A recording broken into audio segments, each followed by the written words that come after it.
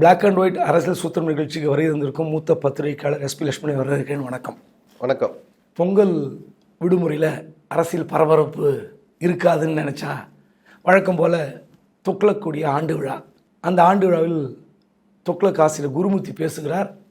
எடப்பாடி கிட்ட நானே போய் பேசினேன், அமித்ஷா சொல்லி பேசினேன் அப்படின்னு சொல்லிட்டு, அன்றைக்கி என் பேச்சை கேட்டிருந்தால் இல்லை அமித்ஷா பேச்சை கேட்டிருந்தால் திமுக தனி பெரும்பான்மை கிடைத்திருக்காது.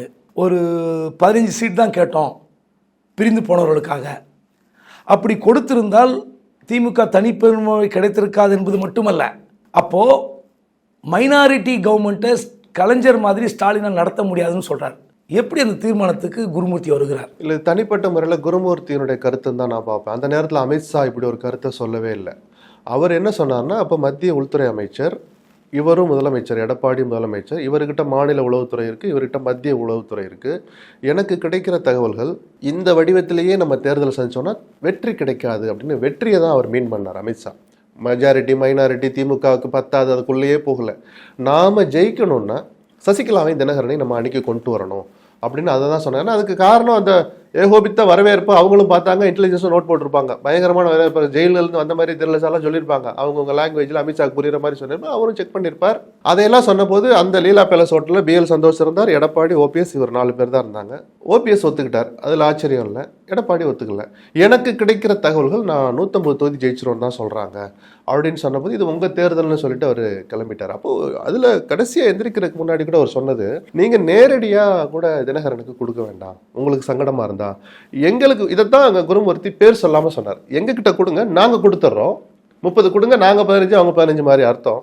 அந்த 15ம் தினகரன் வந்து முதல்ல ஒப்புதல் வாங்கிட்டாங்க. இரட்டை இலை சின்னத்திலேயே போட்டியிடுறதுக்கு நான் தயார், சம்மதம்னு தினகரன் சொல்லிட்டார். இதோ ரூமுக்குள்ளே நடக்கல, தாம்பரத்தில் இதே ஜனவரி 17 MGR பிறந்தநாள் பொதுக்கூட்டம் நடக்குது. ஏன்னா எலெக்ஷன் மேல, ஜனவரியில் தாம்பரத்தில் பொதுக்கூட்டத்திலே தினகரன் ஓப்பனாக பேசிட்டார். அதை எந்த தியாகத்துக்கும் நான் தயார், கட்சி ஒன்றா இருக்கணும், நான் வருவது உங்களுக்கு பயமாக இருந்தால், தயக்கம் இருந்தால் இந்த சட்டமன்ற தேர்தல் நான் போட்டியே இடலைன்னு பொதுக்கூட்டத்திலே பேசுகிறார்.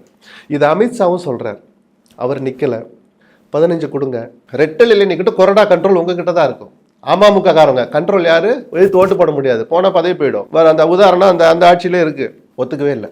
அப்போ தேர்தல் முடிஞ்சு பார்த்தா 15ல் இருந்து 25 தொகுதி, அது சில 1-2 கூட 2 ஓட்டம் மட்டும் கூட்டினாலே இந்த அணி ஜெயிச்சிருக்கும், கூடுதலாக ஜெயிச்சிருக்கும். அரித்மேட்டிக் மட்டும்தான் இது. ஒரு 3 மாதம் முன்னாடி இது நடந்திருந்தா, சசிகலாவுடைய அந்த எழுச்சியும் சேர்த்து வச்சு பார்த்தா, கெமிஸ்ட்ரியும் கொஞ்சம் ஒர்க் அவுட் ஆயிருந்தா, குருமூர்த்தியினுடைய கருத்தை நான் ஏற்றுக்க மாட்டேன், திமுக ஆட்சியே வந்திருக்காது. வெறும் 7 இடம் தான் சார் திமுக மெஜாரிட்டி, 125 தான். திமுகவில் உதயசூரியனில் நின்று போட்டிக்கிட்டவங்க தோழமை கட்சியெல்லாம் சேர்த்தா 133 134 வரும். திமுக MLAக்கள் இன்னைக்கு இருக்கிறது 125 தான். 10 ஆண்டு கால ஆட்சி, அது எடப்பாடியுடைய 4 ஆண்டுகள் ஆட்சி, அடிமை ஆட்சின்னு சொன்ன பிறகும் திமுகவில் பெரிய மெஜாரிட்டிலாம் வர முடியல. இதைத்தான் அமித்ஷா ஸ்மெல் பண்ணார். கொஞ்சம் தான் தேவைப்படுது, கொஞ்சம் புரிஞ்சுக்கோங்கன்னார். அப்போ தன்னம்பிக்கையோட எடப்பாடி நினைச்சிருக்கலாம், இல்லை நம்மளால ஜெயிச்சு நம்ம நல்ல ஆட்சி பண்ணியிருக்கோம். நிஜமாவே இப்போ நடக்கிற சில காட்சிகளை பார்த்தா எடப்பாடி ஆட்சி சில விஷயங்கள்ல நல்லா தான் நடந்திருக்கோன்னு தோணுது. தொழில் பண்றவங்க பூரா இன்னைக்கு அதை சொல்ல ஆரம்பிச்சிட்டான். பணமே இல்லை சார், பணப்பழக்கமே இல்லைங்கிறான், செஞ்ச வேலைக்கு காசு வரலைங்கிறான். அப்போ அந்த நம்பிக்கை எடப்பாடிக்கு இருந்திருக்கும். தன்னம்பிக்கை கலந்து அந்த கணக்கு தப்பு கணக்கா போச்சு. இல்லை, அதுதான். அப்போது எடப்பாடி 3வது முறையாக அதிமுக ஆட்சி வர வேண்டும் என்று ஆசைப்பட்டிருப்பார். 2வது அவருக்கு இவர் என்ன சொல்கிறாருன்னா, குருமூர்த்தி மீண்டும் அவர் சொல்கிறாரு, எம்ஜிஆருக்கு இருந்த உறுதி, ஜெயலலிதாவுக்கு இருந்த உறுதி, திமுக வீழ்த்த வேண்டும் என்ற எண்ணம் எடப்பாடிக்கு இல்லைன்னு பதிவு பண்ணுறார். அதாவது ஒரு கட்சி தலைவராக அவர் வர வேண்டும், ஆட்சி பிடிக்க வேண்டும் என்று ஆசைப்படுகிறவருக்கு இந்த ஆசை இல்லைன்னு சொல்கிற குற்றச்சாட்டு எப்படின்னா, உங்கள் பேச்சை கேட்கலன்ற அந்த ஒரே ஒரு வார்த்தை இல்லை. சோ மாதிரியே குருமூர்த்தி இருக்கணும்னு அவசியம் இல்லை. 2 பேருடைய கேரக்டர், தனி மனித இயல்புகளே வேற வேற. சோவனுடைய பறந்துபட்ட பார்வை குருமூர்த்திக்கு இருக்கணும்னு அவசியம் இல்லை. அதில் குருமூர்த்தி இன்னொரு வார்த்தையை சொல்கிறார், சில்மிஷம்னு சொல்ல மாட்டேன், ஒரு சுயநலம் கலந்த வார்த்தை. அண்ணா திமுகவும் பிஜேபியும் சேர்ந்தால்தான் திமுகவை எதிர்க்க முடியுங்கிறார். இது அப்பட்டமான பொய். வெறும் அண்ணா திமுகவை எதிர்த்த கட்சி தான் வீழ்த்திய கட்சி தான். இவர் இப்படி சப்போர்ட்டுக்கு எடுத்துட்டு வராரு. ஏதோ பிஜேபி இல்லைன்னா திமுகவை வீழ்த்த முடியும், அதுக்கு தேவை ரைட், நீங்க சொன்ன கூடுதலாக இன்னும் மன உறுதி வேணும், இன்னும் கொஞ்சம் களத்துக்கு வாங்க, கொஞ்சம் இப்படி பாதி பதுங்கி இருக்காதீங்க. இந்த அட்வைஸை யார் வேணாலும் எப்போ சொல்லலாம். நானே பல பேட்டிகளில் சொல்லியிருக்கேன், இந்த வேகம் பத்தாது. சில நேரங்களில் எடப்பாடி வேகமா இருக்கார்ல, அதை கண்டினியூஸா முதல்ல சொல்லும்போது ஓப்பனிங்ல பாஜகவும் அதிமுக இணைய வேண்டும் என்பது எனக்கு மாற்று கருத்து இல்லைன்னு சொல்ற அதே குருமூர்த்தி கொஞ்சம் பிற்பாடு என்ன சொல்கிறாருன்னா, பாஜக வந்து ஒரு ஆதாயம் அடைகிற மாதிரி சில தலைவர்கள் இங்கே தமிழ்நாட்டில் இருக்கிறாங்க. அதிமுக எப்படி இருந்தாலும் பரவாயில்லை, அவளை போய் கட்டி பிடித்துக் கொள்ள வேண்டும் என்று நினைத்தால் நட்டம் உங்களுக்கு தான். இல்ல அதனுடைய உட்கருத்தை நான் சொல்றேன், மேடையில சொல்லல. பட் அவர் எங்கெங்க தொடர்பு கொள்றார், நம்ம அதுல பாதி தகவல் பத்திரிகையாளர் உங்களுக்கு வரும், எனக்கும் வரும். தொடங்குற போது இணையணும்னு சொன்னவர் முடிக்கிற போது இப்படிப்பட்ட அதிமுகவோட போய் சேர்றீங்களான்னு கேட்க. அப்படின்னா இப்படிப்பட்டனா இன்னைக்கு இருக்கிற எடப்பாடி தலைமையிலான அதிமுக வேண்டாங்கிறார். அப்போ அவருடைய தனிப்பட்ட கோபமோ இல்ல அரசியல் கணக்கோ இல்ல நிஜமாவே, நானும் பல நேரங்கள் எடப்பாடி விமர்சிக்கிறவன் தான், அதுக்கு அவர் ஒண்ணுமே தெரியலன்னு நம்ம சொல்லக்கூடாது. அந்த தனிப்பட்ட விஷயங்களை வச்சு இல்லை தன்னுடைய கணிப்பை வச்சு எடப்பாடியிடம் இப்ப தலைமை பண்பு இல்லை, அவர் திமுகவை சரியா எதிர்க்க மாட்டார், இப்படிப்பட்ட எடப்பாடி தலைமையிலான அதிமுகவோடையா நீங்க போய் சேர்றீங்க, வேண்டான்னு முடிச்சார் அந்த பேச்சை. அந்த செக்டர் அப்படிதான் முடிச்சார். அது அவருடைய பார்வை. என்ன பொறுத்த வரைக்கும் அதிமுக ஒன்றுபட்டு இருந்தாலே திமுகவை வீழ்த்த முடியும். அதுல இன்னும் கொஞ்சம் அந்த ஒன்றுபட்ட அதிமுக, சில பேர் தயங்கி நிக்கிறாங்க இல்லையா, கூட்டணிக்கு வரலாமா வேணாமா, அது வருமா, சவுத்துல சரியா வருமா, டெல்டால சரியா வருமா, விஜய், விடுதலை சிறுத்தைகள் எல்லோருமே ஒரு கணக்கு போட்டுக்கிட்டு இருப்பாங்க. அந்த சந்தேகத்தை எல்லாம் தகர்த்துட்டு ரொம்ப ஈஸியா அந்த கூட்டணி, அவர்கள் நினைக்கிற அந்த மெகா கூட்டணி அப்படி இப்படின்னு சொல்றாங்களே, ஜெயக்குமார் தொடங்கி எடப்பாடி வரைக்கும், அது ரொம்ப சுலபமா நடக்கும். இந்த ஒரு புள்ளியை எடப்பாடி புரிஞ்சுக்க மாட்டாருங்கிறத உட்கட்சியிலையும் சில குரல்கள் கேட்குது, இந்த மாதிரி நபர்களும் சுட்டி காட்டுறாங்க. எடப்பாடி உணராமல் இல்லை. அவர் என்ன சொல்றாருன்னா, இப்போ நடந்த அதிமுக ஆலோசனை கூட்டம் 3 கூட்டம் நடத்தினார் இந்த நாடாளுமன்ற தேர்தலுக்கு பிறகு. நீங்கள் கவலைப்படாதீங்க, ஆனால் எனக்கு அழுத்தம் கொடுக்காதீங்க. இப்போ விரைந்து எடுக்க வேண்டிய முடிவு என்னென்னா, நான் கட்சி நான் ஒரு ட்ராவல் பண்ணுறேன், தமிழ்நாடு ஃபுல்லாக ட்ராவல் பண்ண போகிறேன். அதன் பிறகு நம்ம அக்டோபர் நவம்பர் மாதங்களில் நீங்கள் விரும்புகிற கூட்டணி அமைக்கும். அப்போ தான் தேர்தல் நெருக்கத்தில் தான் மேபி அவர் பிரிந்து கிடக்கிற ஓபிஎஸ் மற்ற இயக்கங்கள் எல்லாத்தையும் ஒன்று சேரலாம். இல்லை, அவர் சொல்றது கரெக்டு தான். தேர்தல் நெருக்க விட்டத்துல தான் கூட்டணிகள் வரும், அந்த டிமாண்டையும் வைப்பாங்க. ஆனால் இதில் கோட்டை விட்டதையும் நம்ம மறந்துடக்கூடாது. நாடாளுமன்ற தேர்தலில் பிஜேபி அணியை விட்டு ரொம்ப துணிச்சலாக வெளியே வந்தார். நம்மளே சொன்னோம், ஆச்சரியப்படுற மாதிரி டக்குன்னு வந்துட்டாரு அப்படின்னு தீர்மானம் போட்டு வெளியே வந்தார். வந்த வேகத்தில் பாமகவை வளைக்க தவறியதுனால தான் கூட்டணிக்கு அவங்களால இழுக்க முடியல. அந்த வேகத்தில் இழுத்துருக்கணும். சரி பேசிக்கலாம், டைம் இருக்குன்னா உள்ள திமுக பூந்து அவளை தனியாக நிற்க வச்சிட்டாங்க. இது ஊரறிஞ்ச ரகசியம் இல்லை. அதனால தான் இப்போ என்ன சொல்றேன், இப்போ குருமூர்த்தி தன்னை சோமார் நினைத்து கொண்டு அறிவுரை சொல்வது வேறு, அவர் தனிப்பட்ட விருப்பம். ஒரு பத்திரிகை ஆசிரியர், அவருக்கு 1000 உரிமை இருக்கு, மறுக்க மாட்டேன். ஆனால் நீங்கள் திமுகவை வீழ்த்த வேண்டும், இல்லை திமுக எதிர்க்க வலிமையான ஒரு கட்சி வேண்டும்னு அது அதிமுக எல்லாருக்கும் தெரியும். இப்போ ஜெயலலிதா இருக்கிற வரை அந்த கட்சி வலிமையாக இருந்தது. பிறகு சினாரியோ மாறிடுச்சு, வலிமை இல்லாத அதிமுக, அதுக்கு பாஜக தேவைன்னு இவர் தான் கூட்டி கொண்டு இழுத்து வராரு. அப்போ நான் என்ன கேட்குறேன், நீங்கள் அதிமுக வலிமையாக இருக்கணும்னு நினைத்திருந்தால் இதே குருமூர்த்தி, இன்னைக்கு ஓபிஎஸ் நிலைமை என்ன? ஆகச்சிறந்த அறிவுரை சொல்கிறீங்க, ஆகச்சிறந்த கருத்து, என் பேச்சை கேட்டுக்கொண்டிருந்தால் நீங்கள் நல்லா இருப்பீங்கன்னு சொல்கிறீங்க. ஓபிஎஸ் உடைய நிலைமை இன்னைக்கு என்ன? இல்ல, குருமூர்த்தியினுடைய செல்மிஷன் தானே தர்ம யுத்தமே. அதான் சொல்றேன். ஓபிஎஸ் தன்னை பார்க்க வரப்போது, இல்ல சார் திமுகவை வீழ்த்தோம்னா அதிமுக வலுவா இருக்கணும், நீங்க போய் சின்னதா ஒரு சலசல பண்ணா கூட அதிமுக பலவீனப்படும், ஆட்சியில் இருந்தால் கூட அப்படின்னு அந்த நல்ல அறிவுரையை அவர் சொல்லலையே. நான் எதிர்பார்க்க மாட்டேன். ஏன்னா பிஜேபியினுடைய கோர் பாயிண்ட் திராவிட இயக்கங்களை வீழ்த்தணும் தான். அதுல யாரு முதல்ல வீழ்த்தலாம், யாரை 2வது வீழ்த்தலாங்கிறதா அவருடைய ஃபைனல் அஜெண்டா இருக்கு, நான் மறுக்கவே மாட்டேன். நான் வரேன். இப்போ ஓபிஎஸ் அந்த பிரச்சனை வரும்போது நீங்களா ஆம்பளைங்களா போய் தர்ம யுத்தம் பண்ணுங்க, நான் ஐடியா கொடுத்துன்னு சொன்னார். 1. 2வது, ஜெயலலிதா இறந்த பிறகு குருமூர்த்தி அவர்கள் தினமணியில் ஒரு நடுப்பாக்க கட்டுரை எழுதினார். சோவுடன் நான் ஒரு முறை ஜெயலலிதாவை சந்திக்க சென்றிருந்தேன். நான் ஒரு அரசியல் பார்வையை முன்வைத்தேன். அப்பொழுது நான் வைத்த கருத்தை ஜெயலலிதா ஏற்கவில்லை, அதை கடந்து செல்வதற்காக வேறு டாப்பிக்கை மாற்றி போயிட்டார்னு ஒரு பதிவு பண்ணியிருப்பார். அந்த பேச்சுவார்த்தை முடிந்த பிறகு அவர் அருகில் அமைந்திருந்த சசிகலா என்னை அழைத்து, பேச்சுவாக்கில் நீங்கள் ஒன்று சொன்னீங்க, அது என்னன்னு சொல்லி கேட்டுக்கொண்டார்னு எழுதியிருப்பார். அப்போது உங்களுக்கும் சசிகலாவுக்கான அந்த அரசியல் பேச்சுவார்த்தை எல்லாம் தொடர்பு அப்போ எந்த அளவுக்கு போயிருக்கும்? நீங்கள் ஜெயலலிதா முன்னாடியே சசிகலா கேட்டு தெளிவு பெற்றார்களா, அல்லது ஃபோன் மூலியமாக சந்தித்து கேட்டார்களா, அல்லது தனிப்பட்ட முறையில் நீங்கள் ஒரு முக்கியமான பாயிண்ட்டை மேடம் விட்டாங்க, அதை என்னை கேட்டு வர சொன்னான்னு கூட சொல்லி வாங்கியிருக்கலாம். அப்போது நீங்கள் திமுகவை வீழ்த்த வேண்டும் என்று இன்னைக்கு இவ்வளோ துடிக்கிறீங்களே, அன்னைக்கு ஓபிஎஸ் உங்ககிட்ட அட்வைஸ் கேட்டாரோ இல்லை நீங்களாக கூப்பிட்டு அட்வைஸ் சொன்னீங்களோ?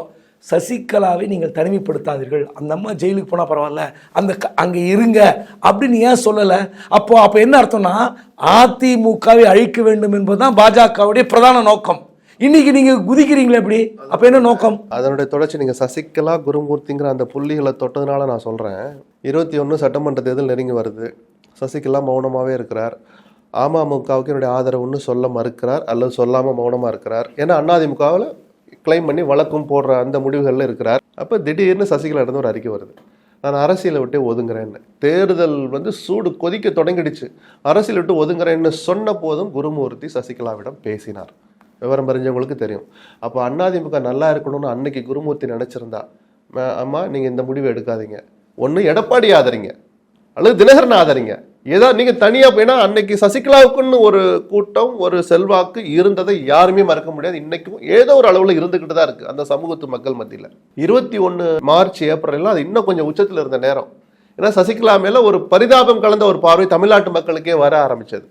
அப்ப குருமூர்த்தி நிஜமாவே அதிமுக நல்லா இருக்குன்னு நினைச்சதானே அன்னைக்கு சசிகலாவை அமித்ஷா சொன்ன தகவலை தான் அப்பையும் அவர் கன்வே பண்ணார், எனக்கு கிடைத்த தகவல். ஆனால் அமித்ஷாக்கு அவர் என்ன சொல்லியிருக்கணும், இல்ல சார் அவங்க பங்களிப்பு வேணும், அதிமுக ஸ்ட்ராங் ஆகும், ஏதோ ஒரு வகையில் ஸ்ட்ராங், ஒன்று தினகரன் ஸ்ட்ராங் ஆவார், இல்லாட்டி எடப்பாடி ஸ்ட்ராங் ஆவார், நல்லது, திமுகவுக்கு அது நம்ம கொஞ்சம் வலுவா எழுத்த மாதிரி இருக்குன்ற அந்த அறிவுரையை அன்னைக்கு சொல்ல தவறிய குருமூர்த்தி இன்னைக்கு எடப்பாடி மேலேயோ அல்லது இதையோ சில சுயநலத்தினாலேயோ சொல்றாருன்னா, நான் திரும்ப சொல்றேன், சோ மாதிரி ரொம்ப கடுமையான வார்த்தை இல்லை, சோ எந்த விஷயத்துலையும் தனக்குன்னு ஒரு சுயநலத்தோட எந்த கருத்தையும் சொன்னதே கிடையாது. நான் பார்த்து ஐடியாலஜிக்கலா அந்த லைன்லயே பயணிப்பாரே தவிர சோ என்கிற தனி மனிதனுக்கு ஒரு பயன் அளிக்கிற மாதிரியான அரசியல் கருத்தை அவர் விதைச்சதே கிடையாது. அவருடைய பொலிட்டிக்கல் ஸ்டாண்டுக்கு இருக்கும், சோங்கிற தனி மனிதனுக்கு இருக்காது. பட் நேற்று மேடையில் அவர் எடப்பாடியை கொஞ்சம் கடுமையா சில தனிமை பண்பு இல்லை, தேர்தல் கணக்கு போட தெரியல, தப்பா கணக்கு போறாருன்னா பார்த்தா அப்ப இவருடைய சுய ஒரு உணர்வை காட்டுறாரோன்னு தோணுது எனக்கு. 91, 96 ஆட்சி மிக மோசமான ஆட்சி என்று சோ நினைத்ததால் தான் என்ன பண்ணாரு, ரஜினி கொம்பு சீவி திமுக கூட்டணிக்கு ரஜினி பேச வைத்தார். அன்னைக்கு இருக்கிற தூர்தர்ஷன்ல சோ நினைத்ததால் தான் ரஜினிக்கு அந்த 6 ஸ்லாட் கிடைச்சது. அப்போ சோ ஜெயலலிதா எதிர்த்தார், திமுக உடனே கொஞ்ச நாள் எழுத்தார், இல்லைன்னு சொல்ல. அதாவது சோ தனக்கு பிடிக்குது பிடிக்கலன்றதை விட ஜனநாயகத்தில் சில விஷயங்களை அழுத்தம் திருத்தமாக பதிவு செய்தார். இன்னைக்கு சொல்றாருல இந்து விரோத கட்சி என்று, தேச விரோத கட்சி திமுக, அதிமுக அல்லன்றாரு. நான் என்ன ஒரே கேள்வி, பாபர் மசூதி இடித்த போது அந்த அட்டையை கருப்பு நிற அட்டையாக போட்டவர் துக்ளக், அதுக்காக ஆதரிக்கலையா? பாஜகவை ஆர்எஸ்எஸ் ஆதரிக்கிற சோ இந்த பாபர் மசூதி இடிச்சதை ஆதரிக்கலையா? அந்த அளவுக்கு துணிச்சலான ஒரு பத்திரிகை ஆசிரியர் தன்னை முன்னிறுத்தி கொண்டார். அப்போ நீங்க என்ன பண்ணணும், நீங்க உங்க கருத்து சொல்றீங்க திமுக தேச விரோத கட்சி, அதிமுக அப்படி அல்ல, ஆனால் 2 கட்சியும் ஊழல் கட்சி அப்படின்றீங்க. இதே தான் நீங்கள் இன்னும் யோசிக்கணும். 2021 அந்த அடுத்த ஆண்டு தேர்தல் முடிந்த பிறகு நான் ஏற்கனவே சொன்னேன், தீப்பிடித்திருந்தால் சாக்கடை நீர் கூட நீங்கள் தெளித்து கொளுத்தன்னு சசிகலாவை அந்த அளவுக்கு அவமானப்படுத்தினார். நீங்கள் சசிகலா டிடிவி சேர்த்து கொண்டிருந்தால் அப்போது நோக்கம் என்னென்னா, திமுக வீழ்த்த வேண்டும் என்றால் அதிமுகவுக்கு உங்கள் ஆதரவும் தேவையில்லை, நீங்கள் அதிமுகவை அழிக்க வேண்டும் என்று அன்றைய தேதியில் 2017 மன்னார்குடி குடும்பத்திடம் அதிமுக போகக்கூடாதுன்னு சதி செய்தது யார்? அதான் ஜெயலலிதா மரணத்திற்கு பிறகு சில தனிநபர்கள் இங்கிருந்து அது இன்னைக்கும் கூட கிளைம் பண்ணிக்கிறாங்க, மன்னார்குடி குடும்பத்தினுடைய ஆதிக்கம் அதிமுக இருக்கக்கூடாதுன்னு. அது என்ன காரணத்துக்கான்னு தெரியல. ஆனால் அவர்களிடம் இருந்தால் தான் அதிமுக வலுவா இருக்குங்கிற உண்மையை யாருமே மறுக்க மாட்டாங்க. அது தெரிஞ்சதுனால தான் அன்னைக்கு நீங்க சொன்ன பாயிண்ட் தான் எல்லாருக்கும் தெரிஞ்சா, திராவிட இயக்கங்களை வீழ்த்தணும், அதில் முதல்ல அதிமுக பலவீனப்படுத்துவோன்னு தான் அன்னைக்கு அதிமுக உடைச்சாங்க. தர்ம யுத்தம் போய் உட்கார்ந்தா அதிமுக உடையுன்னு குருமூர்த்திக்கு நல்லா தெரியும். தெரிஞ்சிருந்து உடைத்தவர் அவர் தான், தூபம் போட்டவர் அவர் தான். அதுக்கு ஓபிஎஸும் துணை போனார். அதன் பிறகு கொஞ்ச நாள் எடப்பாடி தன் ஆட்சியை காப்பாற்றிக்க அந்த சாவியை கொண்டு போய் பிஜேபி கையில் கொடுத்தாரு. அவங்க கீ கொடுத்ததுக்கெல்லாம் இவங்களும் ஆடிக்கிட்டு இருந்தாங்க. 4 வருஷம் ஆட்சி முடிஞ்சது. இப்போவும் என்னன்னா, அதிமுக தொண்டர்கள் தெளிவாக இருப்பாங்க. இவ்வளவெல்லாம் பண்ண பிறகும், ஜெயலலிதா மரணத்துக்கு பிறகு பல மேடைகளை யோசிச்சு பாருங்க, ஜெயலலிதா புகழ்ந்திருப்பாங்க, எம்ஜிஆரை புகழ்ந்திருப்பாங்க, வெங்கைய நாயுடு, மோடி எல்லாம் பேசுகிற மேடையிலெல்லாம் புகழ் பாடுவாங்க. கொத்தா எங்கேயாவது போனாங்களா பிஜேபிக்கு? போகலை. தனிநபர்கள் சிலர் போயிருக்கலாம், தொண்டர்கள் போகவே இல்லை. அவன் ரொம்ப தெளிவாக தான் இருக்கிறான். இப்படிப்பட்ட தொண்டர்கள் நிரம்பிய கட்சியை இனிமேல நான் தொடர்ந்து சொல்றேன், சுய பரிசோதனை பண்றது ஒண்ணு வெட்கம் கெட்ட செயல் அல்ல. ஒரு தலைவன் செய்ய வேண்டிய வேலை, ஒரு கட்சி செய்ய வேண்டிய வேலை. எடப்பாடி இப்ப செஞ்சா கூட குருமூர்த்திக்கு வேலை இல்லை, பிஜேபிக்கு வேலை இல்லை சார். அவர் ஒரு முடிவை துணிச்சலா எடுத்தாருன்னா யாருக்கு என்ன வேலை? யாருக்குமே வேலை இல்லையே. நீங்க கொஞ்சம் அப்படி இப்படி இருந்து, சரி நான் தனியா நிக்கிறேன், தன்னம்பிக்கை இருக்கிறேன்னு சொல்லி தொடர் தோல்விகளை சந்திக்கணும்னு கேள்விகள் வந்துகிட்டே இருக்கு. 4 இடம் ஜெயிச்சிருந்தா இன்னைக்கு இந்த பேச்சு வரும்ன்ற நினைக்கலாம். வரவே வருது. அண்ணனுக்கு ஆளுமை இருக்கு, இவ்வளவு பெரிய பணபலத்தை எதிர்த்து, திமுகங்கிற பலமான கூட்டணி எதிர்த்து 4 இடம் ஜெயிச்சு காமிச்சிருக்கிறாருன்னு எடப்பாடி எங்கேயோ உயர்ந்திருப்பார். அதுவும் அவரால் முடியல. தொடர்ந்து தோல்விகளாக இருக்குங்கிறனால தான் இப்போ மற்றவங்க அது ஆலோசனை சொல்கிற ஒரு சூழல் எழுந்திருக்கு. நான் சொன்னேன், பாவம் பண்ணியிருந்தால், தவறு பண்ணியிருந்தால் அதற்கு பரிகாரம் தேடுற மாதிரி பிஜேபியோ குருமூர்த்தியோ ஏதாவது செய்ய வந்தால் அதிமுக நலனுக்காக அதை அனுமதிக்கணும் தான் நான் ஒரு பத்திரிகையாளராக தமிழ்நாட்டு நலனை மனசில் வச்சு சொல்லுவேன். இல்லை, இப்போ திமுகவுக்கு எதிரான ஒரு கட்சி, வலிமையான கட்சி அதிமுக யாரும் மறுக்கல. ஆனால் இப்போ இவங்க நோக்கம் என்னன்னா, பாஜகவில் சில ஆதாயம் பெறுகிற தலைவர்கள் இருக்காரு. அவர் எதை மனசுல வச்சு சொன்னாருன்னு தெரியல. அண்ணாமலையை தவிர்த்துலாம் சொன்னாருன்னு நினைக்கிறேன் நான். அது அவருக்கு ஏதாவது தகவல் கிடைச்சிருக்கலாம். உடனே போய் நீங்க கூட்டணி வைத்தால் உங்களுக்கு தான் நட்டங்க. அப்படி பார்த்தா எடப்பாடி ஆட்சி காலத்திலே யாரெல்லாம் ஆதாயம் பெற்றாங்கன்னு குருமூர்த்திக்கும் தெரியும், பிஜேபியில மேல்மட்ட தலைவருக்கும் தெரியும். கூட்டணியை தொடர் செய்வதற்கு, எடப்பாடியை பாதுகாப்பதற்கு, அதெல்லாம் எல்லாத்தையும் வெளியே சொல்ல முடியாது. அப்ப எல்லாம் எதுக்கு வாய மூடி மௌனமா இருந்தீங்க? அந்த பண பரிமாற்றங்கள், கருத்து பரிமாற்றங்கள்லாம் எதுக்காக வேடிக்கை பார்த்தீங்கன்னு வருது இல்லை? எல்லாம் முடிஞ்சிருச்சு. நான் இப்பவும் சொல்றேன், அதிமுக நல்லா இருக்கணும்னு சம்பந்தப்பட்ட அத்தனை பேருமே இது உட்காந்து யோசிக்க வேண்டிய நேரம் வந்துருச்சு. தினகரன் திரும்பி அந்த வார்த்தையை சொல்றேன் 5 வருஷம் கழிச்சு. நான் வர்றேன், என்டிஏக்கு அவங்க வரட்டும், இல்லை எடப்பாடி இல்லாமல் மற்றவர்கள்லாம் வர்றாங்களான்னு அவங்க முடிவு பண்ணிட்டுங்கிறாரு. இதுல எல்லாம் இருக்கு, சில வேலை நடந்துகிட்டு இருக்குங்கிறதுக்கு இதெல்லாம் ஒரு உதாரணம். இப்போதும் நான் வருவது சிலருக்கு சங்கடமாக இருந்தால், தயக்கமா இருந்தால், இந்த தேர்தலை நான் போட்டியிடலைன்னு திருப்பியும் சொல்லியிருக்கிறார். இவ்வளவெல்லாம் கிட்டத்தட்ட இறங்கி வந்துட்டாருன்னு வச்சுப்போம். அது எடப்பாடியுடைய நலனுக்காக தானே, அவர் கொஞ்சம் பிடிவாதமா இருக்கிறாருன்னு புரிஞ்சுக்கிட்டதுனால தானே. இதன் பிறகும் எடப்பாடி தன்னை மாத்திக்கலைன்னா, அவர் தன்னை ஆளையாக்கிய, அடையாளப்படுத்திய அதிமுகவுக்கு துரோகம் செய்யறாருன்னா நான் உறக்க சொல்லுவேன். சமீபத்தில் நடந்த அந்த ரைடு, நெருங்கிய உறவினர்கள் அவருடைய வீடுகளில் நடக்கிற ரைடு எல்லாம் பார்த்தீங்கன்னா, அவர் பாஜக கூட்டணிக்கு வரமாட்டார் என்று முடிவு செய்த பிறகு, அறிவித்த பிறகு இப்படி ஒரு ரைடு நடக்குது. மீண்டும் பாஜக அதே தந்திரத்தை வளைக்க தானே பார்க்குது, எங்க கூட்டணிக்கு வாங்கன்னு. அப்போ நீங்க திரும்ப திரும்ப அவங்க என்ன நிபந்தனை என்ன வைப்பாங்கன்றது எல்லாருக்கும் தெரியும். அப்போ அடுத்த முறை நீங்க பாருங்க, 2026 கூட்டணி ஆட்சி அமைன்னு திரும்ப அந்த வார்த்தையை சொல்றாரு. யாருக்கும் பெரும்பான்மை கிடைக்காதுங்கிறார். திமுக ஆட்சிக்கு அதிருப்தி இருக்கு, மக்கள் யாருக்கு வாக்களிக்க போகிறார்கள் என்பதெல்லாம் தெரியாத விஷயம். அப்போ நீங்க சொன்ன மாதிரி எடப்பாடி இறங்கி வரணும், ஒரு டிடிவி போட்டியிடாம அந்த கட்சி உங்களுக்கு ஆதரவு தெரிவிக்கணும், பிரிந்து கிடக்கிற ஓபிஎஸ் உள்ள வரணும். ஆனா இதெல்லாம் சேர்க்கிற வேலை நாங்க தான் செய்வோம் பாஜகன்னு வரும்போது தான் சிக்கல். அப்படி செய்யறதோட நிக்காம நீங்க சொன்ன மாதிரி ஆட்சியில பங்குங்கிற அளவுக்கு வந்துட்டாங்கன்னா, அப்பதான் நான் சொன்ன முதல்ல பிஜேபி நீங்க யாருன்னு முதல்ல செய்ய பேசுங்க. உங்களுடைய ஸ்ட்ரென்த் என்ன? நான் என்ன, நாடாளுமன்ற தேர்தலில் எங்களுக்கு 3/2 பங்கிடங்கள் நாங்கள் வச்சுக்குவோம், 1 பங்கு தான் கொடுப்போம், இந்திரா காந்தி மாதிரி ராஜீவ் காந்தி மாதிரி தான் அதிமுக டீல் பண்ணுவோம்லாம் சொன்னதை அண்ணாமலையும் ரசித்தார். அந்த அளவுக்கு நீங்க வளர்ந்துருக்கிறீங்களா? நீங்க நடத்தின வேல் யாத்திரையை ஊத்திக்கிச்சுல, 21 தேர்தலில் தெரிஞ்சு போச்சுல்ல. அதன் பிறகு இதெல்லாம் சொல்ல, எடப்பாடி அந்த கூட்டணி விட்டு வெளியே வந்ததுக்கு பல காரணங்கள். இதையெல்லாம் அண்ணாமலை வேடிக்கை பார்க்கிறார், மேலிடம் வேடிக்கை பார்க்குது. அப்ப நிஜமாவே நம்ம கிட்ட 1/3 தான் கொடுப்பாங்களோ அப்படின்லாம் பயந்துருக்கலாம். நாம் அதை பயம்னு சொல்ல மாட்டேன், ஒரு எச்சரிக்கை உணர்வுன்னு தான் நான் எடுத்துக்குவேன். ஸோ இந்த கூட்டணி முறிஞ்சதற்கு பிஜேபியின் மௌனமும் ஒரு காரணம். கடைசியாக 4 பேரை சத்தம் இல்லாமல் டெல்லிக்கு அனுப்பிச்சார்ல, என்ன கேட்டார்? அண்ணாமலையை கண்டிச்சு வைங்கன்னு சொன்னார். ஒரு வார்த்தை கூட பிஜேபி கவலைப்படலை. இல்லை, உங்களுக்கு நல்லா ஞாபகம் இருக்கும், ஈரோடு கிழக்கு இடைத்தேர்தல் முன்னாடி நடக்கும்போது வேட்பாளர் அறிவித்த பிறகு ஒரு முன்னாள் அமைச்சர் நம்ம 2 பேர்கிட்ட தான் அந்த தகவலை பகிர்ந்துக்கிட்டாங்க ஒரு பொது இடத்துல. அந்த வேட்பாளரை அறிவிக்கும் முன்பு என்கிட்ட ஏன் பேசலை, கலந்து ஆலோசிக்கலன்னு அண்ணாமலை சொன்ன அந்த பாஸ் ஓவர், அதாவது முதலாளி நாங்கள் தான் பெரிய கட்சி எங்ககிட்ட, அந்த எண்ணம்லாம் மீண்டும் தொடர் கதையானால் எடப்பாடி எப்படி போவார்? இந்த மனப்பான்மை பிஜேபிக்கு மாறாத வரைக்கும், குருமூர்த்தி எந்த முயற்சி எடுத்தாலும், இல்லை அதிமுக 2ஆம் கட்ட தலைவர் எந்த முயற்சி எடுத்தாலும், எடப்பாடியினுடைய பயத்தில் நியாயம் இருப்பதாக தான் நான் பார்ப்பேன். ஏன்னா அந்த தகுதி அடைகிற அளவுக்கு இன்னும் பிஜேபி வளரலை. இந்த உண்மையை முதல்ல அவங்க புரிஞ்சுக்கணும். கூட்டணி ஆட்சியில் பங்குங்கிறது 5 எம்எல்ஏ ஜெயிச்சாலும் அரசுல பங்கு கேட்கறது அவங்களுடைய உரிமை. விடுதலை சிறுத்தை இன்னைக்கு அப்படியான கேட்குறாங்க, நாங்கள் 6 எம்எல்ஏ தான் இருக்கிறோம், அடுத்து ஒரு 10 எம்எல்ஏ வரும், ஆனாலும் ஆட்சியில் பங்கு வேணும்னு கேட்குறாங்க. அது ஒரு கட்சிக்கு இருக்கிற ஒரு சுயநலம் கலந்த நியாயமான பார்வை. அது நம்ம மறுக்கல. அதை கேட்குற துணை முதலமைச்சர் சரி பாதி அப்படின்லாம் கண்டிஷன் போட்டிங்கன்னா உங்களுடைய, அதாவது நீங்கள் சிறுபிள்ளைத்தனமாகவும் இருக்கும், அரசியல் முதிர்ச்சி இல்லைன்னு ஆகும். அதிமுக நான் திரும்ப சொல்கிறேன், இன்னும் அந்த அளவுக்குலாம் பலவீனப்பட்டு போகலை. அதிமுக தொண்டை அங்கேயே தான் அப்படி இருக்கான். சில குழப்பங்களில் வேதனையில் தவிக்கிறானே தவிர அவன் எங்கே இன்னும் அசைஞ்சு போயிடலை. இது அப்படியே திருப்பி மேலே எடுத்துட்டு வரணும் தான் சம்பந்தப்பட்ட எல்லாருமே பெரிய மனசு பண்ணணும்னு நான் கேட்டுக்கிட்டே இருக்கிறேன்.